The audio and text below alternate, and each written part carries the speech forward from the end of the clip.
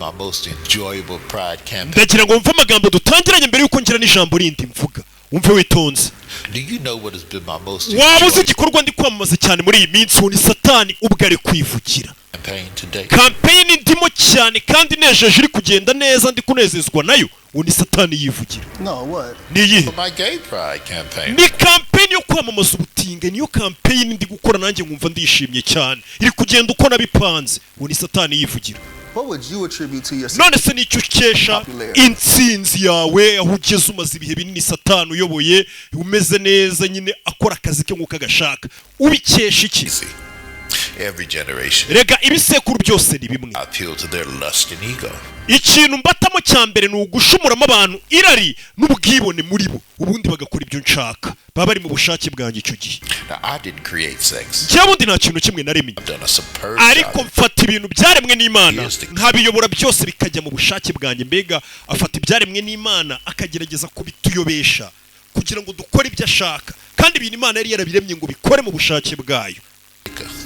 Many of those abused girls end up right in the porn industry. Ubu se waruzi ko abana bajya mu busambanyi bakiri bato babwishoramo cyangwa se bahohoterwa n'abantu bakuru bakiri bato bagatangira kubasambanya bakiri bato.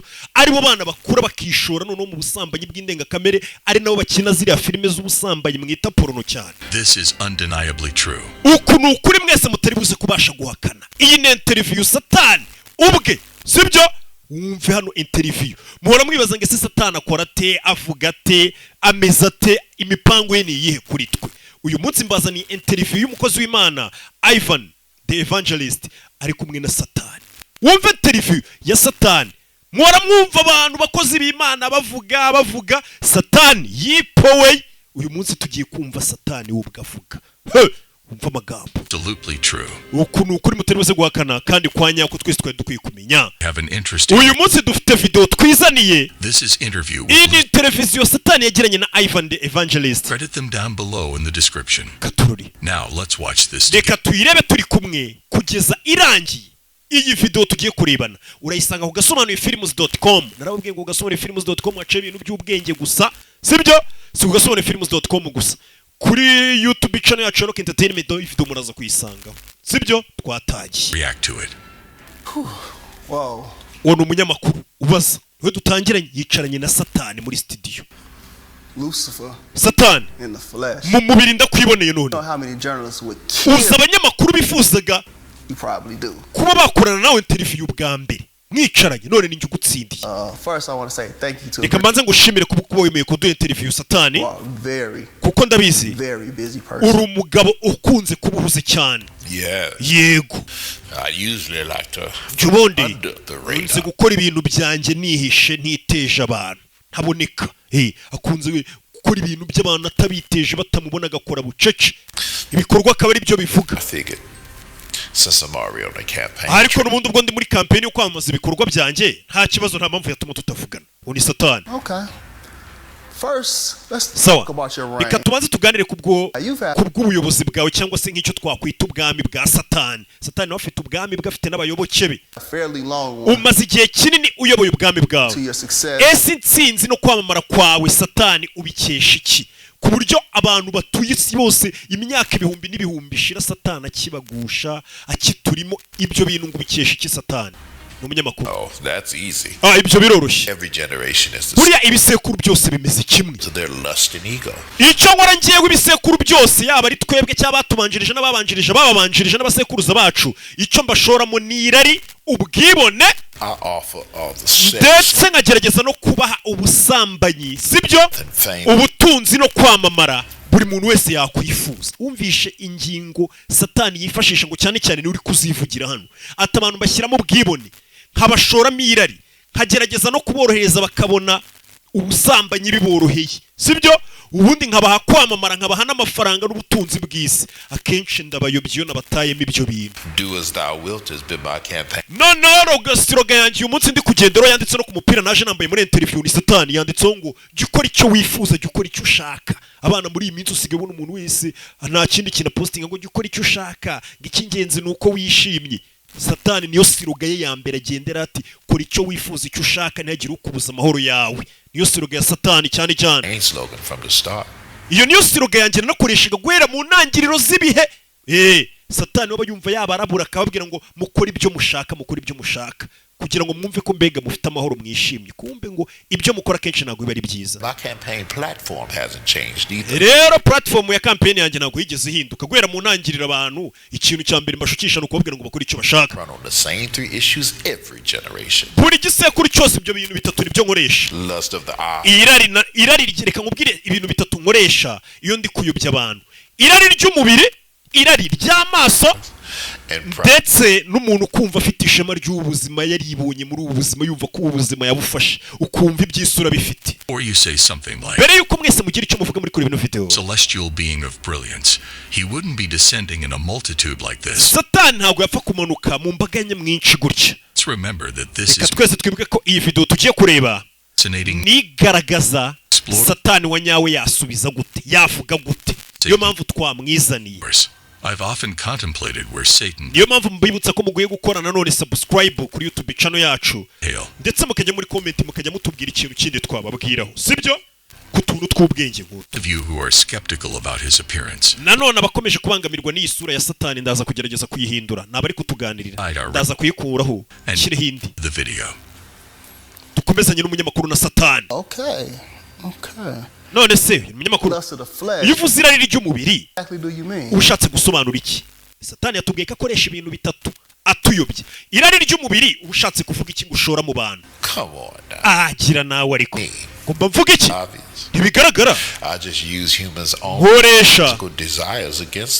Nkoresha bya bintu abantu bifuza, bya bintu irari ry'umubiri. Reka bari gusobanurira Satani icyo abashaka kuvuga, ngo nkoresha bya bintu abantu bose bifuza akaba ari byo mbashukiramo. Bya bintu wumva ari icyo ushaka kugeraho nibyo Satani akoresha kugira ngo akuyobye, arabikwegereza. Gusa muri ibyo byifuzo nanone by'irari ry'umubiri, icyifuzo kijyanye n'ubusambanyi nicyo kiyoboye muri ibyo byifuzo bindi by'irari ry'umubiri. Icyo nicyo nyoboresha ibindi, kuko urabizi ntabwo ari njye waremye imibonano mpuzabitsina. Satani twatangiye bivuga ati ntabwo ari njye waremye imibonano mpuzabitsina, ariko nanone nkora akazi karenze ko gufata iyo mibonano mpuzabitsina abantu. Imana yaremye imibonano mpuzabitsina, ifite impamvu imibonano mpuzabitsina igomba gukorwamo kugira ngo bigire icyo bitanga, cyangwa se igakorwa mu gihe cyagenwe. Satani we ngo afata ibyo bintu ataremye byaremwe n'Imana ari byo mibonano mpuzabitsina, we ngo akabyongereramo ubukana n'ubuyobe kugira ngo Imana yaremeye iyo mibonano mpuzabitsina ubu ntabwo ari cyo twe tuyikoresha, dusigaye tuyikoresha mu bushake bwa Satani. Take pornography for example. Reka nguhe nk'urugero, reba nka pornography, filime z'urukozasoni. Imana yaremye imibonano mpuzabitsina hari ukuntu ugomba kuba hagati y'abashakanye cyangwa, ariko Satani uravuga ati reba nk'akantu nabatayemo kitwa filime z'urukozasoni ariko bita pornography. Ni Satani uri kubivuga, yafashe cya kintu cyaremwe n'Imana ashyiramo utundi tuntu abigira bibi cyane kurusha. Well, you should know a lot about this one, Ivan. Ariko wa munyamakuru Ivan uri kumbaza, ndakeka ibyerekeranye na filime z'urukozasoni pornography urabizi cyane. Weren't you addicted to porn? Urashaka guhakana ko utigeze ukoronizwa na filime z'urukozasoni wa munyamakuru we porno? Nawe uri kundeba muri kano kanya urahakana ko utigeze ukoronizwa na filime z'urukozasoni, utagiye uzireba. Umva munyamakuru. This interview is about you. Uyu munsi ni njye uri kukubaza, ntago ari uri kumbaza bya bindi byasabe. Iyo mubajije ikintu kimufata cyangwa irene ngo yango uyu munsi ninjye uri kukubaza, nta munyamakuru bazwa. Umunyamakuru hano nawe ngo yango Sata ngo ninjye uri kukubaza ariko we ntago uri kumbaza. Rega bibaho abantu baryisi. Can we get back on subject? Reka tugaruke kucyo twari turi kuganiraho. Satani winyobya umbaza ngo nakoronijwe n'izo filime. Va gukwepa ikibazo. Harya narindi he. Important aspect to understand about Satan. Kugira ngo bashe kumva Satani neza, Fully distorts and corrupts. Nukubanza ukamenya ko ngiyewe ndanyaga kandi ngashukana. Wumvisha ariko ikindi nanone ibintu byo gufata ibintu nkabigira bicyane cyangwa se nkashyiramo abantu buraya nabyo n'umwihariko wanjye. Distorted version of something, which means Satan takes what God has. Ikindi Satani yaragiye yiba iby'Imana yari yararemye arabifata arabyangiza bihindura bibi. Satani nta kintu kimwe yaremye, nta cyaha na kimwe dukoresha yiremeye, ahubwo ni ibintu Imana iba yararemye wafata akagenda bihinduramo kugira ngo tubiyoberemo tugashuduka byabaye icyaha. It's crucial to note that Satan lacks. Ndagira ngo mumenyeshe ko Satani mu bushobozi bwe nta mbaraga zo kurema afite. Iyaba arimo aba yararemye ibintu byinshi bifatika. Ibintu byose akora ni ibintu bihabanye no kugira ngo yangize umupanga Imana yari yararemeye ibyo bintu akagerageza kubiyobya. What I do is grab ibyo nkora rero addicted to porn. ni ugufata umuntu nkatuma akoronizwa na porno cyangwa filime z'urukozasoni. Lust has had its full work. Iyo irari rimaze kumwuzura umubiri wese no mu mutwe kubera gukomeza areba filime z'urukozasoni, He can no longer restrain himself. kwifata biramugora, Look to act out their fantasy. agatangira gushaka umuntu basambana, agakora ibyo yabonye muri porno. And sometimes rimwe na rimwe someone is a child. uwo muntu noneho bikaba akarusho washatse umuntu basambana iyo agiye gusambanya nk'umwana mutonya utujuje imyaka, nibwo satani nishima kurushaho. Wumvishije satani ngo ngiye nyobye umuntu nkabashyiramo pornography mukareba ibintu by'urukozasoni ku buryo noneho umuntu irari iyo rimaze kumurenga ngatangira gushaka umuntu basambana. Ati yasambanye n'uwo muntu biranezeza kurusha, atari ko noneho iyo ngize neza kurusha uwo muntu asambana n'akana katujuje imyaka. Now, my plan plays out perfectly. Icyo gihe umupango wanjye ubugenze neza cyane kurushaho. That abused child will eventually turn to a life of promiscuity and perversion themselves. Urabona ko ibintu byo gusambanya abantu batuje imyaka n'ubundi ubuzima busa nkaho butabyemera, ni ibintu nyine nanjye mbona binezeza cyane kurushaho. To continue my vicious cycle. Ibyo bintu mbashaka ko bikomeza ari uruziga byisubiramo. Many of those abused girls end up right in the porn industry. None ikindi kintu kinezeza nuko twana dutonya tw'udukobwa iyo abantu bakuru badusambanyije tukiri dutonya bakadushora mu busambanyi, abo bana ntago bajya banenguha, nibo bakunze gukura bakaba indaya butwi cyangwa se bagakura bakajya gukina ayo mafilime y'urukozasoni ayo maporno. Aribo bana batumura mubona n'ubundi ba amafoto yabo n'amavideo yabo dora tubona bambaye ubusa bari kuba ibiki ibintu nk'ibyo. Satani niyo magambo yivugiye, bana bato mwishora mu busambanyi mukiri bato. Bimwe babwira ngo ni muruzuza imyaka ngiki. Satani ibyo bintu ngo biramunezeza iyo usambanye utaruzuza imyaka ukiri umwana muto, kuko ngo akenshi habara amahirwe menshi yuko utazamutengwa no mu bukuru bwawe. Aribo bantu bakuru ubona buriya bari mufite imico mibi y'uburaya bwinshi cyane, buriya akenshi abantu nukurikirana hahise habo baba baratangiye kariyeri bakiri bato barayibinjijemo abantu bakuru. How's that for irony? This is undeniably true. Uko kuri ntabwo twaguhakana twese, ibyo binavuze ni ukuri. The second thing you had mentioned, I believe, hari ikindi kintu wavuze nanone, you said lust of the flesh, lust of the eye. wari wavuze ngo ufite n'ukuntu ngo abantu bateza irari ry'amaso. Can you elaborate? Ibyo nabyo wabisobanura. Humans are never satisfied. Ikiremwa muntu ntabwo kijya gihaga, ntabwo kijya kinyurwa. Hano hantu ndagira ngo muhumve neza, turi kwiganirira na Satani ubwe kugira ngo tubashe kumenya byinshi. Duhora twumva abapasiteri ariko tuba dukwiye no kujya kwa Satani tukumva uruhande rwe, tukajya n'ikuzimu. Abantu nyemo navuga ngo ntitwigeze twumva uruhande rwa Satani, ngo Imana wabona imubeshyera. Uyu munsi nahise mbazanira Satani kugira ngo twumve uruhande rwe. Satani aravuga ati ikindi cya kabiri neza abantu bavuye irari ry'umubiri ni irari ry'amaso. Ati ikiremwa muntu ntabwo kijya kinyurwa, ntabwo bibaho. You always crave more. Iteka muba mwifuza ibirenze ibyo mufite. You always crave for more. Mushaka inzirenzeho, imodoka, amafaranga, imbaraga. Liste y'ibintu ikiremwa muntu ujya cyifuza ni nini. Umuntu ahora ararikiye ibintu byinshi. Ngo umaze kugira aba subscribers 150, ndashaka umwuzuza miliyoni mukore subscribe kugira ngo mundinde gukomeza kwifuza aba subscribers benshi.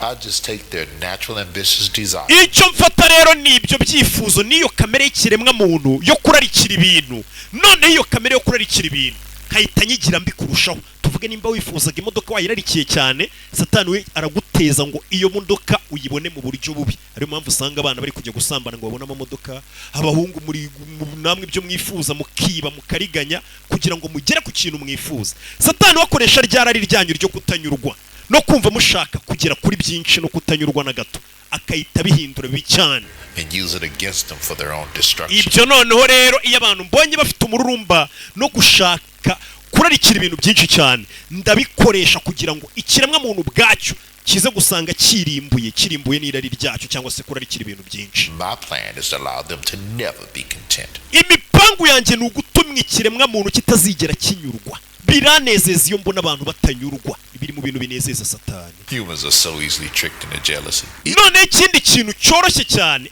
ikiremwa muntu ngo ni ibintu byoroshye cyane kukiyobora mu kintu bita ishyari. Kano kantu Satani niwe ukivugiye. Ngo ikiremwa muntu biroroshye ko wakiyobora mu kintu bita ishyari. Ishyari turigezeho. True that we often struggle with contentment. Twese koko dufite ikibazo cyo kuba tuhora tutanyurwa. Icyo ni ikibazo ikiremwa muntu cyose gihuriyeho, yaba umuntu ku giti cye, yaba umuntu uri hejuru, yaba uri hasi, yaba n'umwana muto. Ikintu duhuriyeho cya mbere, twese tumezeho kimwe, tumeze nka uniform twambaye ntitunyurwa. Personally experienced. Nanjye ubwanjye ibi byambayeho. Desiring more in life. Iteka noraga nifuza byinshi mu buzima bwanjye. Even in my social media. No kuri YouTube channel yanjye. Ending cycle that plays into the enemy's hands, fueled by pride. Hari igihe abantu mbona hari ibintu biri kugenda neza nkumva ngize akantu nanjye kubwibone. Go and the pursuit of ubwibone no gukomeza guhiga ubutunzi mu nzira itari nziza ni bibi no kumva utanyuzwa. Iyo ni gahunda ya Satani. Uzi ukuntu bavuga Satani wumve tugeze ku ishyari. Umva amagambo ya Satani. Jealousy is as cruel as the grave. Ati ishyari ni ribi nk'imva. Ati buri ishyari ni ribi cyane rimeze nk'imva. Mbega imva okay ntago ari imva niko bayita n'imva. Ati buriya imva n'ishyari byose ni kimwe, ni ibintu bireshya bingana kandi bibi kimwe. Ati jealousy is as cruel as the grave. Yes. Ko Satani yivugira. Ego. Wealth. Nakubwenga ikintu bita ishyari nacyo tukigezeho. Satani reka mbasubirize inyuma mwiyumvire.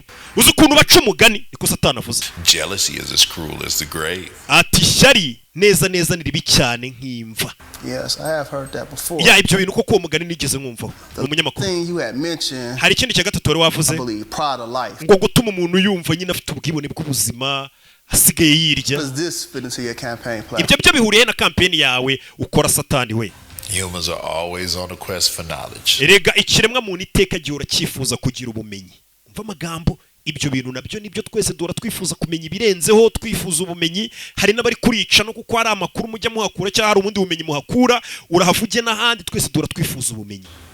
I tricked the first humans to seek carnal knowledge over godly wisdom, and it's worked like a charm every generation since.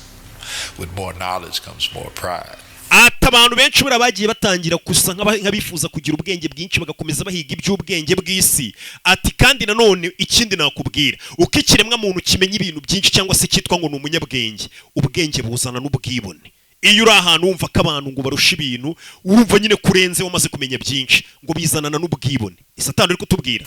And you know pride. Kandi nawe urabizi ubwibone niwo mwihariko wanjye turashize. Satani mu magambo yivugiye uzi ko ngiye kugabanya kwibona. Ati buriya kwibona niwo mwihariko wanjye. Nkuko mva ngo ari restaurant igira umwihariko wo guteka ibi nibi. Ubwibone ngo ni umwihariko wa Satani n'uri kubitwibwirira. And since humans don't like to keep God in their wisdom. Cyane none ko nabonye abantu iyo bamaze kugira ubwenge cyangwa se batifuza kugumana ubwenge bw'Imana ngo bagume mu by'ubwenge bw'Imana. I'm able to seduce them. Rero biranyorera kubareshya. Puff up their ego. Kugira ngo mbashuke bumve ko bafite ubwenge by'Imana nta bikintu bikivuze none bitume bibona cyane bibagirwa Imana. Ariyo mpamvu usigaye ubona abantu muri iyi minsi bose arabona umukozi w'Imana akamucira urubanza ngakabarasi babateka mitwe kuko yumva arusha pasteur ubwenge, kuko nawe iyo Bibiliya yayisomye yitunze mu ruga kumva ko nta kintu kidasanzwe kiyirimo, mbega kumva ko nawe afite ubwenge bwinshi. Ati nibagishaka kumva ubwenge bw'Imana. Ati yo rero badagishaka iby'ubwenge bw'Imana bari gushimagiza ubwenge bwabo. Ati icyo gihe mba mbafite ndabikunda cyane. Buriya nugera mu bihugu byateye imbere nta muntu ukijya mu rusengero gusenga reka n'intamaze kubona ko byahageze. Abantu basigaye bumva bafite ubwenge ngo bazi ibintu bakora we. Lately, fame has been my biggest seller.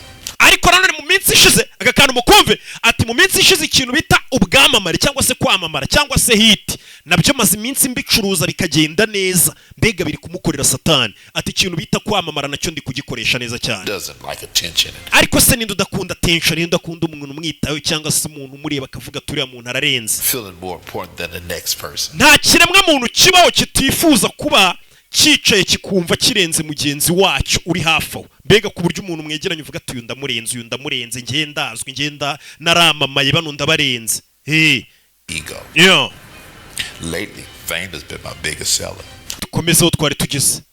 Hano twari turi muri hangana nsubije inyuma gatonya. Once I make them famous. Iyo mfasha abantu nkabagira ibyamamare bagatangira kwamamara wumve Satani ukuntu yivugira. Ati ndabanza ngafata abantu nkabakora nkabagira ibyamamare. I can really use them to promote my agenda. Iyo abantu bamaze kuba ibyamamare mpita ntangira kubakoresha mu kwamamaza gahunda zanjye. Ayo ni amagambo ya Satani. Wowe nkurikiye ubanza ubyumve noneho birabireta binakwereka difference y'ukuntu ngiye Satani atari we wangize icyamamare kuko ndi kwamamaza umurimo w'Imana.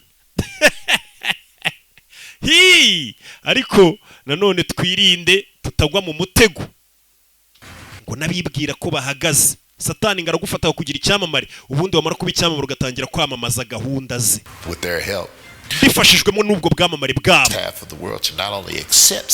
No muri iyi minsi nafashe hafi kimwe cya kabiri cy'isi sinatuma bemera ibyaha bakora gusa ndenzaho but to celebrate it. none ahubwo abantu basigaye baserebura ibyaha bakoze. Wumvisha amagambo ya Satani. Urumva urwego Satani ibintu amaze kubigezaho akoresheje ibyamamare. Ati ntago ngituma abantu bemera ko bakoze icyaha gusa, nanatumye none abantu basigaye bakora icyaha bakagiserebura. Ari usigaye uhura n'umuntu ugasanga umuntu ari guserebura avuga ngo ngo kakana ngo mvuye kuryamana nako, ari kubiserebura n'abandi bahungu bakanywamo. Uba bakobwa n'abati wa muhungu ziko twaryamanye bakabisereburaho kugira ngo bigaragare nk'ari ikintu cy'icyaha bakoze. Iyo ni gahunda ya Satani. Cyose ukumva umuntu ari kuvuga ati mvuye kwiba ya mafaranga narayamuriganije nagize gutya na gutya na muri uyu butaka, ukumva abantu bari kuvuga tuzi ubwenge wana bakabinywera bakabiserebura. Iyo ni gahunda ya Satani. Abantu ngo yabamaze isoni ku buryo ngo batakemera ko bakoze icyaha gusa, ahubwo banagiserebura bagaserebura ati wamuriye namuriye.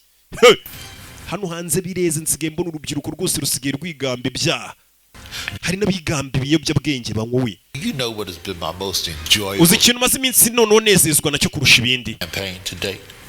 No, what? Niki? My gay pride campaign, of course. None wumve kano kantu witonze.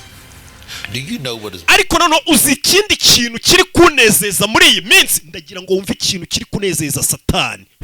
Muri iyi campaign ndimo ndi kwamamaza, ari tubwiye ibintu byinshi ari kugenda yamamaza Satani. Satani aravuga ati campaign ndi gukora ikintu ndi kwamamaza nanjye kikanezeza nkishima nkicara nka celebrate campaign today? Wumve.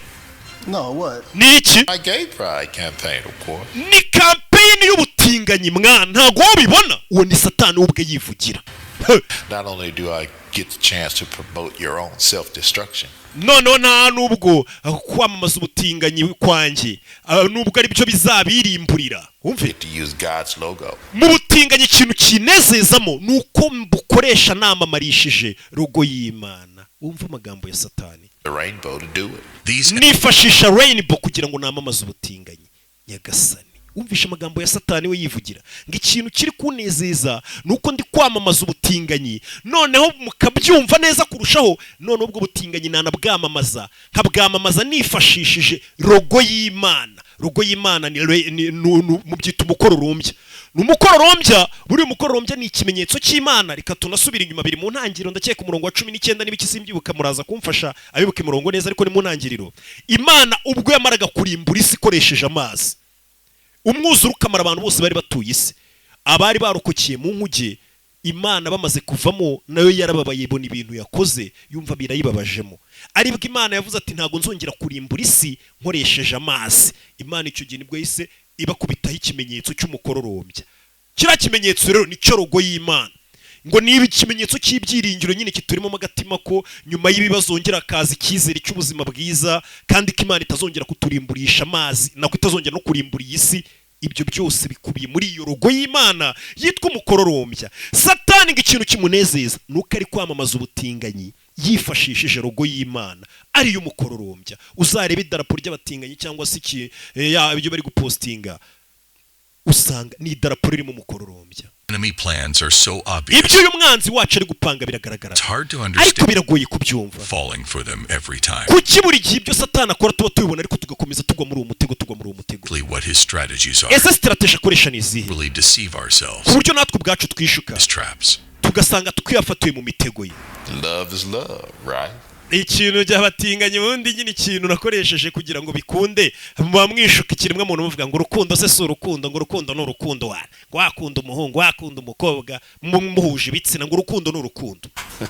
Umva ukuntu nawe ubwo biseka Satani ngo urukundo ni urukundo. And not only prevents you worthless humans from reproducing, usibye ko kuba nanone abaryamana bahuje ibitsina biri mu bintu bimfasha gutuma batabyarana hagati yabo. Buri Imana yaremye imibonano mpuzabitsina hanini kugira ngo habeho imibyarire hagati y'abantu, twororoke, imyororokere, habeho reproduction.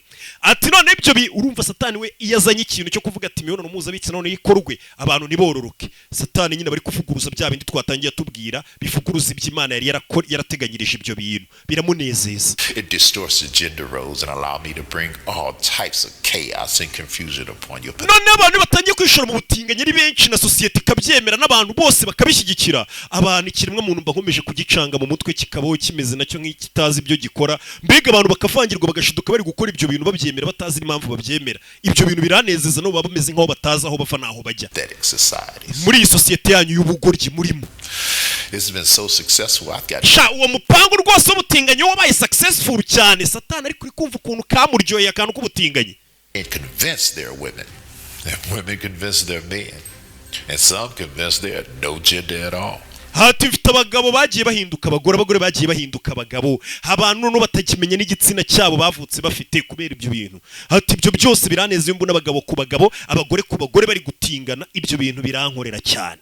And I've got 2 more pride initiatives ariko none mfite ibindi bintu bibiri ndi gukoresha muri campaign yanjye introduce in the near future. vuba bidatinze nabyo nzabimurika mbibashyikirize.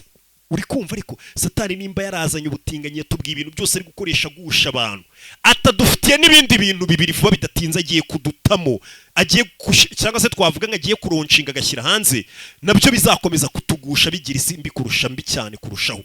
Really? I'm guessing you probably nyine ndakeka what they are, right? ubimbwiye kugira ngo nkubaze ibyo ari byo. First, it's abortion pride. ikintu kindi ngiye kubazanira kwisi kigiye kunkorera akazi mwese nk'abayobya abantu guterwa ishema no gukuramo inda. umvishe Satani ariko cyangwa se bikaba ari ibintu byemewe ari ibintu bisanzwe nk'uko umuntu abyuka mu gitondo akagura umutwe w'umutwe akagura ibinini by'umutwe ati ngiye kubazanira ikintu cy'uko isi yose igiye guterwa ishema no gukuramo inda byemerwe. Pull this off. Society is definitely ready for it. none icyo niyo icyo niyo tutagitindaho cyane societe cyangwa se isi muri rusange icyo cyo yamaze kukitegura kera. umvishe Satani ariko mu mipanga dufitiye ngo ni ibiri uwa mbere waravuga ati uwo umeze neza abantu bazana wakira vuba bamaze kuwitegura umupango ngo gukuramo inda abantu bagaterwa ishema nawo cyaranatangiye bana buri munsi binini by'icumi binini bya 5 niyo miti igurishwa mu mafarumasi. mfite agafarumasi yari Nyamirambo ariko niyo miti bambwira bagurisha muri raporo batanga. mfite nakandi gafarumasi noneho hariya za Norvege ka Jacques nako ni ya Jacques ariko si ibyacu ni umuvandimwe ni ukuvuga ngo nayo ibyo binini biba bigurishwa naho cyane. I've enlisted to help a Planned Parenthood to work with marketing and promotions. And all we'll have to do is silence the so-called abolitionists. ati cyo ngibyo bizipromotinga binamamare bigere ku isi yose icyo dukeneye gusa ni ugutuma guhagarika abo ngabo biyita ngo n'abantu ngo batabara ubuzima bashaka guhagarika ngo abantu bakuramo inda bari kwamaganiye agenda yo kuvuga ngo ibikuramo ry'inda turyamagane ariko ibyo nago birenze. Church doesn't seem to care. ariko ikindi no kinezeza nuko nabonye insengero se za kiliziya n'izindi nsengero zose n'abavuga ngo barasenga ibyo bintu ntago babyitayeho byo gukuramo amata no kubirwanya. Second is pedophilia pride. ikindi cya kabiri rero nzabatamo ndi kubateganyiriza mu minsi iri imbere ngiye kubazanira ngiye Satani nukuvuga ngo ndashaka abantu noneho byemerwa bikaba ari ibintu bizwi kabana batonya bazajya babasambanya. turashize isi iri kugana he? ayo ni amagambo ya Satani. ati nkuko mwagiye mubona abantu bakira ubutinganyi bakakira n'ibindi byose nkuko ari kubikora ati vuba ngaho bidatinze gusambanya abana batonye batujuje imyaka utwana duto ndaje nabyo mbigira hit byemerwe isi yose byakiri. Society might not be ready for this. gusa icyo ngicyo cyo wenda abantu baracyari kukirwanya isi ntagira akitegura kuzacyakira ariko yebo baretse icyo bikeneye ni ukugenda mbashyiramo utuntu mbashukashuka mbarishyareshya ku buryo iyo projet ninjya kuyironshinga yo gusambanya abana bakiri bato ngo nayo yemerwe ngenzi ibihugu by'i Burayi byatangiye kuvuga ngo baharanira uburenganzira bw'abana. urumva ko gahunda isa nk'iyigiye itangira gahoro bavuga ngo umwana ngo ugeje imyaka 13 cya 10 nga batangiye kujya mu mihango ngo ubwo nawe ngo abakeneye kumva uburyohe bw'imibonano ngo mukuru 18 ngo mugabanye ibe 13. hari ibihugu byatangiye byita ngo ni imiryango iharanira uburenganzira bw'abana batangiye gusabira abana batongo nabo ngo bemererwe kumva kuri ubwo buryohe bw'ibyo bintu ngo bakiri batongo kuko ngo abakuru barabaryamira bakenjoyinga bonyine. nawe unyumvire Satani ati ibyo bintu nzabibashyiramo gahoro isigeraho yemere ko n'abana bato bazajya babasambanya. That's precisely what's happening. ibyo ngibyo uko nibyo biri kuba. React buddy. gusa mwe muri kubireba none ntimwite murakara kuko biri kujya habi. ndagira ngo dutege amatwi twese twumve Satani yaje kutuganiriza uyu munsi kugira tumenye nuko tumwirinda. niyo mpamvu mba namuzanye. uyu mugabo ngagira inzira yo kureshyareshya abantu kandi ngo uyu nzira yo kureshyareshya Satani akoresha bitangira ari utuntu dutoya akwereka ko ari ibintu bidateye ubwoba ari ibintu byoroshye kugira ngo mushiduke ibintu mwarabyakirimo bifata nk'ibisanzwe. ngira ngo ibyo twafataga nk'amahano hirya no hino ku isi usigabona ko bifata nk'ibintu bisanzwe nta muntu bigifite icyo bibwiye pe. Can you imagine? wakwibaza Century or so. nyuma y'ikinyejana kirenga Might even suggest legalizing pedophilia. ko Satani cyangwa se hari n'ibihugu bitangiye kuba byasaba ngo gusambanya abana bato cyangwa n'abana bato bemererwe kujya basambana. Ibyo bintu hari abantu batangiye kugenda babivuga kandi ibintu bitangira gahoro gahoro. It's an endless sequence. Ibyo bintu ni ibintu bitarangira n'uruziga rutarangira. After another. Ndetse ibyo Satani agenda azana byose bigenda bibangama kurushaho bibangama bigenda bikora kurushaho. Change gears for a minute. Okay, reka duhinduremo gato tuganire n'umunyamakuru ari kumubaza. And talk about policy. Some may consider your policies destructive, dangerous even. Hari abantu bavuga ko uburyo ukoramo ari bubi cyane cyangwa se bunarimbura abantu bujyana kwirimbuka. What would be your response to that? Ese ibyo bintu wabisubizaho iki? To your detractors. Wabwira iki nyine abantu abo ngabo bavuga ati Satani ibintu byakora ibyo atuzanira ni biturimbura ni bitwangiza. Policies are aimed to do one of three things. Ariko nubundi ngiye gahunda zanjye zose nkora ziba zigamije ibintu bitatu. Wumva ibintu Satani dukoresha ikintu biba bigamije. Biriya byose ubona wirirwamo Satani uri gukoresha. Kandi ngibyo bintu hari ikintu bitatu biba bikuganisha aho Satani abagamije kugeraho. Satani abagamije kugera ku bintu bitatu rero. Kwiba, kwica cyangwa kurimbura. Nibyo bintu bitatu bingenza. Na Bibiliya irabivuga, Yesu yarabivuze. Ati ibintu bigenza Satani: kwiba, kwica, kurimbura. And if it's not doing one or all three of those things, ati buriya rero abayikiremwe mu rukirano hanze y'umwe adakora kimwe muri byo aba afite ikindi akora. It's not in my agenda and I'm not promoting it. Okay. That seems as if nishimiye ko ibyo bivuze promote your agenda nutangira kwamamaza gahunda zawe to different ethnicities hirya no hino mu buryo butandukanye. Why? Umve, Of course, I'd be a fool not to. kuki mbere utabyamamaza ngo bakaba ari byo utangiye kubyamamaza ati ntabyamamaza naba ndi ikigoryi. Black people, for instance. Okay, reka noneho tuganire nko ku bantu b'abirabura, ubwoko bw'abirabura ku isi. Abirabura muri izi mwese abarimo bari kunyumva baba muri Amerika, abanwara Amerika, umuntu wese ufite uruhu rwirabura. As a people, they're super spiritual. Bari abantu ni abantu mbega bari ku rwego rwo hejuru byerekeranye n'abantu mu byerekeranye no gusenga cyangwa se iby'umwuka. Buri abazungu ibintu byo gusenga ntago babirimo cyane, ntago bibafasheho. Satani aravuga ati reba nk'ubwoko bw'abirabura bo ku isi yose hari icyitwa umwirabura hose. Ati mu bintu bijyanye n'umwuka babyumva vuba cyane. Can't really convince them that there is no God. What I have been able to do as of late. Ati byaranguye cyane kumvisha abirabura ko Imana itabaho cyangwa se kubangisha Imana. Ati ariko mu minsi ishize abirabura nabo ntangiye kubibumvisha ubu birimo neza cyane. Imana batangiye gusa nk'abagenda bayicikaho. Buriya abazungu nuko kuri nako n'imibare bigaragaza.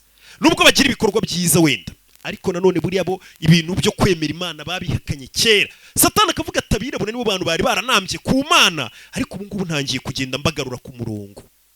Abenshi muri gucika mu nsengero ni kuri bitangira mubona ari ibintu byoroshye ngo nta mpamvu yo kujya gusenga, ngo nta mpamvu y'iki, ugaza umuntu amaze igihe adasenga. Nuko bigenda bitangira ugashituka Imana waragiye uyibagirwa gahoro gahoro. Satani ni icyo abashaka. It's convincing that he's not the God of the Bible.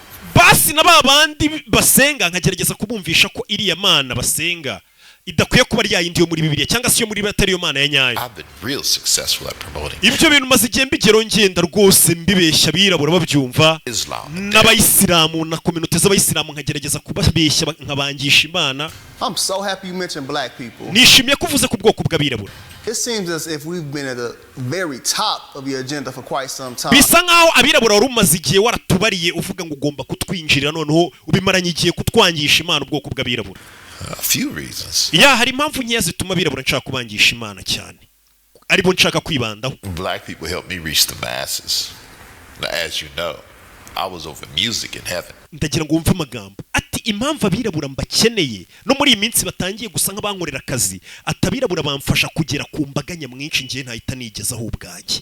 Mwese mutega amatwi cyane cyane ibyamamare, mwegere hafi mwumva amagambo ya Satani. Atabirabura nsigaye mbakoresha kugira ngo babashe kuba bangeza ku mbaga nyamwinshi. Satani akavuga ati nyiri mu ijuru, ninjye wari uyoboye umuziki wo mu ijuru, ni wari umuhanzi ukomeye, ni wari hit ibintu byo kuririmba. Satani twese twakuze twumva ko yari umuhanzi ukomeye mu ijuru. My beats were so dope, I got over. Man, mu ijuru beat zanjye zari dope man. Uramwumva ariko Satani bya bigambo mujye mwivugisha. Ati nyiri mu ijuru ibintu naririmbaga beat zanjye zari dope. A third of the angels to follow me. Ku buryo kubera ko nari n'icyamamare mfite n'ukuntu naririmbagamo ndenze, Imana inyirukana mu ijuru namanukanye harya na bitatu bya kane by'abamarayika bankurikiye ku isi. And once I got here to the earth, ubwo rero nageraga hano ku isi, ni Satani needed artists and entertainers to help me promote my message here. Ngera ku isi ikintu cya mbere nari nkeneye ni abantu b'abahanzi wumvishe b'abanyamuziki nkakenera ibyamamare n'aba entertainers muri rusange bakamfasha kwamamaza ubutumwa bwanjye ku isi. Nyagasani, bivuze ngo abahanzi nimba mutarimo nabizi n'abandi bantu b'ibyamamare muri rusange twese twibwira ni ukuvuga ngo Satani nibo bantu ba mbere cyane cyane ngo babirabura yifashishije akigera ku isi kugira ngo bamamaze ubutumwa bwe. Ubutumwa nyine bwa Satani urabizi aho bwamamazwa bunyuze. Who better than black people? Urumva se bandi bari kumfasha kurusha abirabura?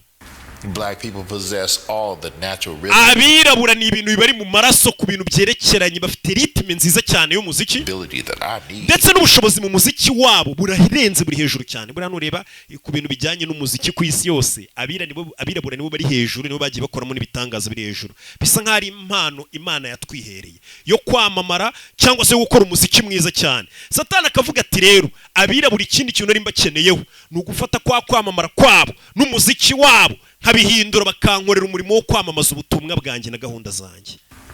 And it's easy for me to influence them with money. Ikindi biroroshye abirabura kubashukisha amafaranga. Many of them grew up without it. Kuko abirabura benshi buri barakuriye no mu bukene, barakuze amafaranga batayafite. Twese twakuze ntayo tubona, n'ubu ntayo ndabona, ndaza gushyiraho nimero. Another reason I target black people is because they're strong mentally and physically. Ikindi nahise cyatumye mitama abirabura kubibandaho cyane. Abirabura bakomeye mu mutwe no ku mubiri, n'abantu bakomeye. Buri abirabura nimba mutari mubizi murakomeye.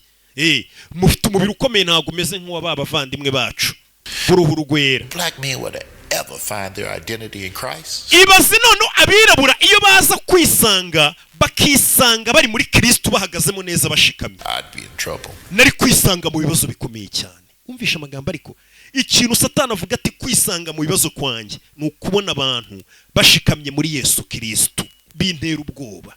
So I try my ako kantu mukandike situmenye ikintu gitera ubwoba Satani kimubangamira, kubona umugabo cyangwa se umwana w'umukobwa cyangwa se umumama cyangwa se umupapa uri kutwumva cyangwa se abakoze subscribe kuri Channel Rock Entertainment, bitera ubwoba Satani iyo kubona uhagaze muri Yesu Kristo ushikamye, ngo biri mu bintu bimubangamira cyane. Best to destroy the black family structure. Nagerageje kurimbura rero noneho ikintu bita ngo umuryango hamye w'abirabura. Umva amagambo mwese muri kunyumva, Satani ubwoko bw'abirabura yarabuziye ati nagerageje no kwangiza gahunda y'umuryango, kwa kundi umuntu avuga ngo ni papa na mama n'abana barabana n'abavandimwe n'ibiki byose, umuryango w'abirabura ashaka kurimbura. Keep black men away from his family and the church. Ikintu cya mbere nifuzaga ni ugutuma umugabo ajya kure y'umuryango we akajyana kure y'urusengero. Buriya abirabura, buriya umugabo uri hafi y'umuryango we y'urwana n'umuryango we biranoroshye cyane, buriya kwana usengera cyangwa se mwakururiza hamwe mugasanga muri kubaho ubuzima bwiza Imana yifuza kumubaho. Ariko nanone iyo utandukanye n'umuryango we nk'uko Satani bivuga ati ngerageza kubatandukanya, umugabo nkamutandukanya n'umuryango we nkanamutandukanya no gusenga cyangwa se n'urusengero. Drugs and incarceration. Ikintu cya mbere mbakoresha rero abirabura ni ukubashora mu biyobyabwenge ubundi bagafungwa. Icyo gihe biba bibarangiriyeho. Uri kumva ariko Satani ikintu akoresha ashora abirabura mu biyobyabwenge ubundi bagafungwa. Muzukuru namwe ibiyobyabwenge babifungira, naha murabizi nta muntu ugikinisha ibiyobyabwenge ko yiboneye, bakabafunga. Ubwo iyo bamaze kugufunga ubutandukanye na famiye yawe, ubutandukanye no gusenga, nta hantu wahura n'urusengero bira mupangu, ubwo ujya gusengera muri gereza cyangwa se ukajya kwiheberayo. N'urugero abari gereza ndabizi namwe mamunkurikiye ndabasuhuje. Ibyo bintu rero birankorera cyane.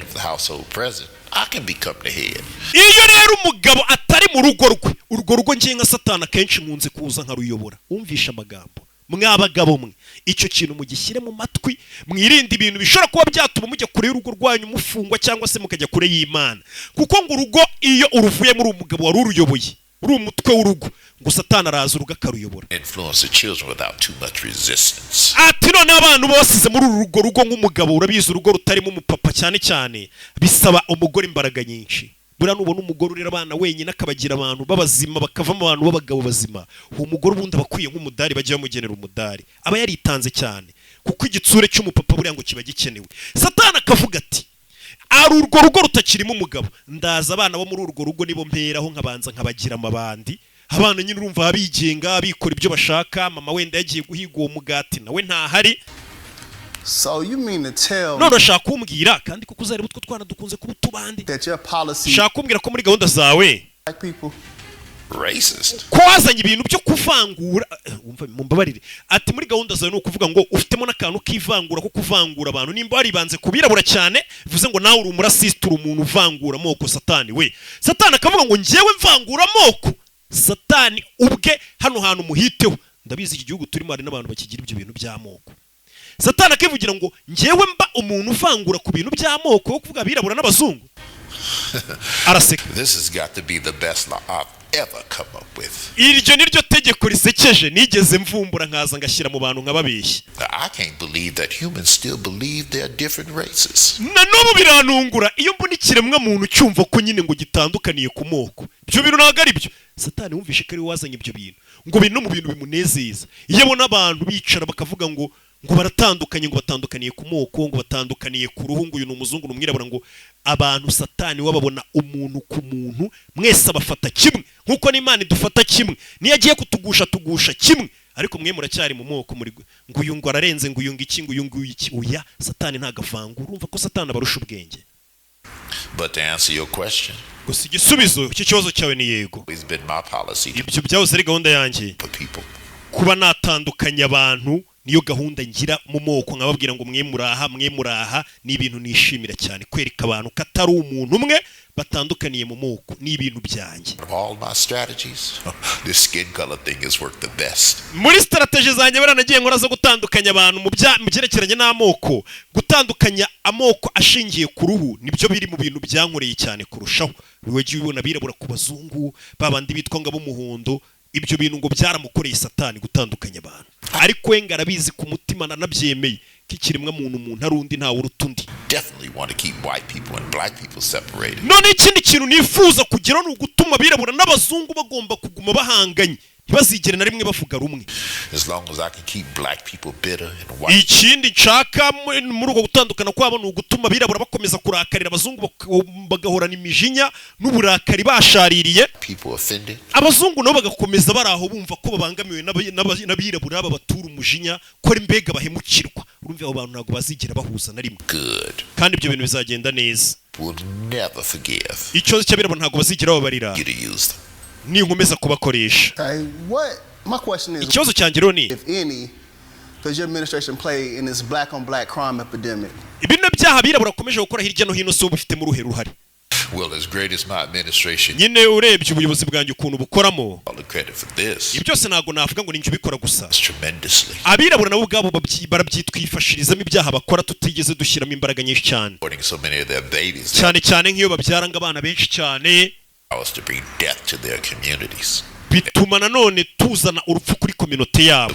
Uko biri bivuga. They sow the wind and reap a whirlwind. Ati babibye umuyaga bazasarura n'umuyaga. When implementing all of these policies, none si izo gahunda zose uri kuzishyira mu bikorwa, ujya na rimwe this down below saying like third temple being built.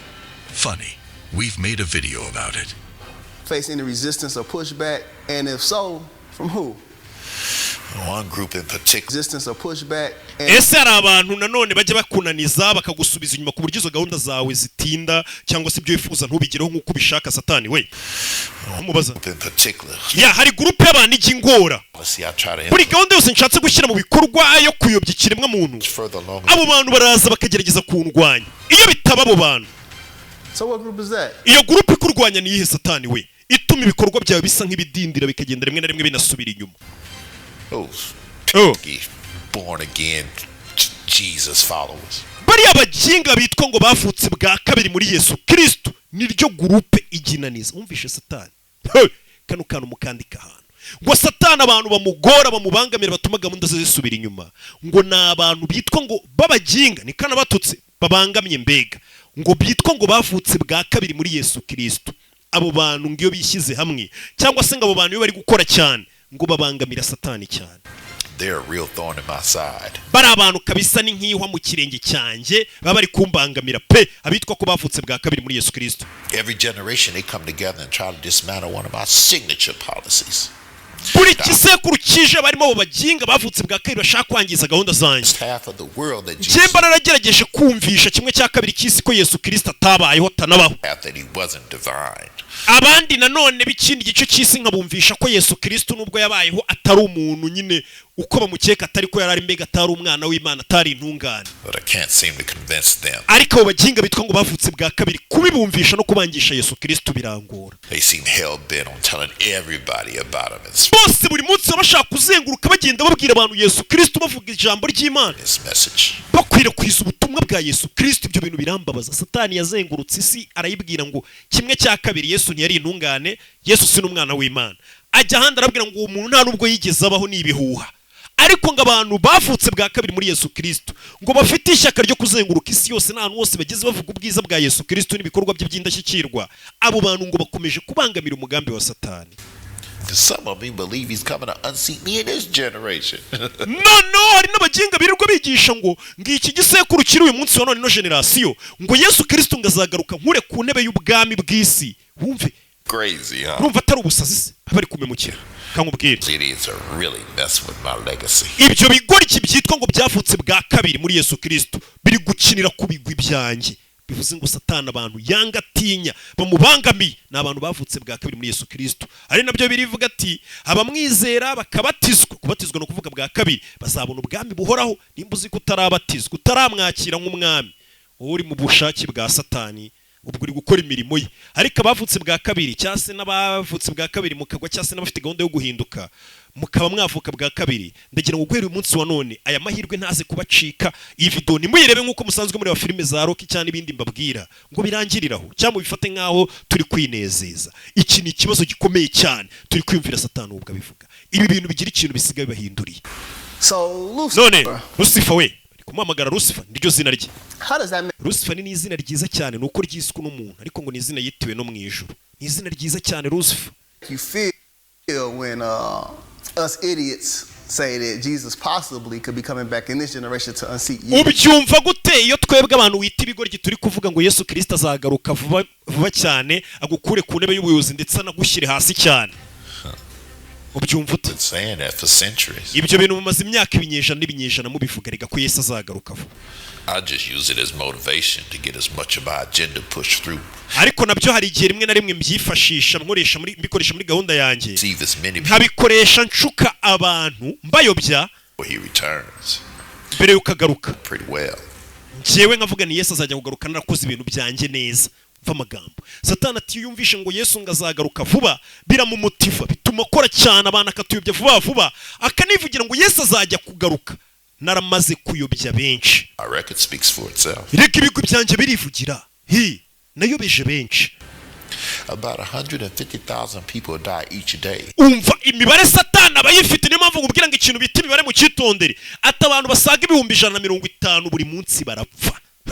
No mu Rwanda abantu barapfa buri munsi murabizi. And most of them don't know Jesus. No, abo bantu 150 baba bapfuye ku munsi, abenshi muri bo ntago bazuye Yesu Kristo. Bapfa batamwizeye, bapfa batabatijwe, bapfa batavutse bwa kabiri. Urumva ibintu Satani yagezeho anishimira nuko abantu bapfa buri munsi, bapfa batarakira Yesu nk'umwami n'umukiza, batanamuza bavuga ati tuzaba tumwakira. Ibyo bigatuma umuntu apfiriye mu byaha. Niyo mpamvu ngubwira ngo fata gahunda ukimara kureba ino video uhindukane n'iyi video ubatizwe cyangwa se usenge kurushaho uhore witeguye uve muri ibyo bintu urimo. 150,000 abantu 150 barapfa. Truly astonishing. Biratangaje cyane. 150,000. Ibaze abantu basaga 150 bapfa buri munsi. While the Bible tells us that only a few discover. Kandi birivuga ko bakeya aribo bazabasha kubona ubugingo buhoraho. Bibiliya irabivuga ati inzira ijya mu ijuru irafunganye, mbega azajya abantu bakeya. Abenshi barimbutse kubera kutakira Yesu nk'umwami n'umukiza. This fact should jolt us into action. Ibyo bintu bishobora gutuma tujya mu gikorwa. Our faith. Twese turi kureba ino video. Reka tuhite dufatiraho umwanya ngo twese tubonye buno butumwa ko abantu benshi bapfa batamenye Yesu Kristo. Mureke twese bigire icyo bitubwira. And pray. Dutangire kuzenguruka tubwiriza ubutumwa bwiza bwa Yesu Kristo, twigishanya hagati yacu, tunasengerana hagati yacu. It's a stark statistic. Reka bino bintu tubitangire vuba iyi mibare izamuke. Tukanguke. Ndetse iyi misiyo yacu natwe tuyifate biri seriye nk'uko Satani nawe ibintu by'abikora ari seriye. Dukwiye dukwirakwiza ubutumwa bwiza. Harimo mubwira ni ibuka gukora subscribe kuri YouTube channel kuko ubutumwa bwiza ni hano bugiye kujya buca kenshi. Nabizi n'abantu benshi batakibona umwana wo kujya mu rusengero wenda ngo muri busy ariko hose ntaho ntazabategera. Nimutazajya mwumvira ubutumwa bwiza kuri YouTube channel Rock Entertainment muzajya mubwumvira kuba pastor nibyanga no mu Gasobanuye nzajya mbunyuzamo ariko ntaho muzancikira. Mbibutsa ibi bintu byose bisangwa kuri YouTube channel Rock Entertainment cyangwa se kuri website yitwa agasobanuyefilms.com n'ubutumwa bwiza. Well, you know what? This concludes our interview. Bino ndumva bisa nkaho bigiye guhagarikira interview yacu hano biganisha ku musozo. I want to say thank you for open honor. Reka Satani tugushimire ko uyu munsi utuganirisha ukatubwiza ukuri kwawe. Frank discussion with me. Ndetse ukaba wanganirije. Is there any last words you harandi magambo ya nyuma would our viewing audience ushaka kubwira abadukurikiye Satani mbere yuko dusoza interview? Hari ikintu twaba tutakubajije? Yes. Yego.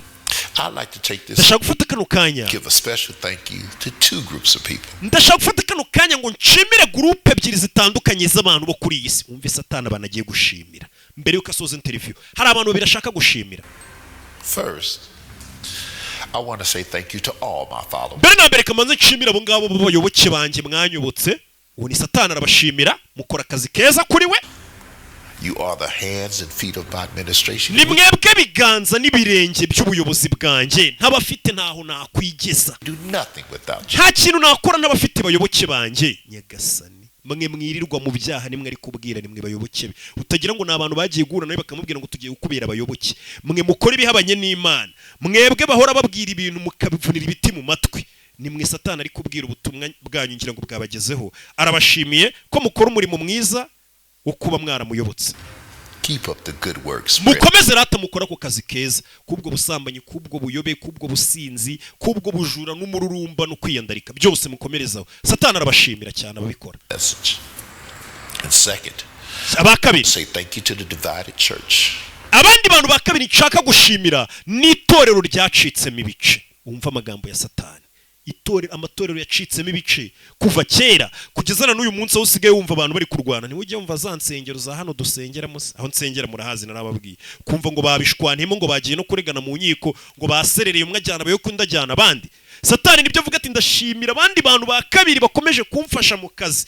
Itorero riri gucikagurikamo ibice. Umushumba umwe avuga ngo uyu nguyu yarabeshya nimuze twigendere undi yarabeshya nimuze twigendere. Abo bantu namwe mwabashumba mwe n'iryo torero riri gucikamo ibice. Satani arabashimira muri gukora ubushake bwe. I love the way you argue and you ndabikunda iyo muri gutongana ariko urumva ukuntu abivuga. Your passions to fight amongst each other. Ndetse mugakoresha wa muhamagaro wanyu mwakoreshaga mu kubwiriza mukawukoresha muri gutongana hagati yanyu muserera. Ayo ni amagambo ya Satani arashimira itorero ryacitsemo ibice ryose.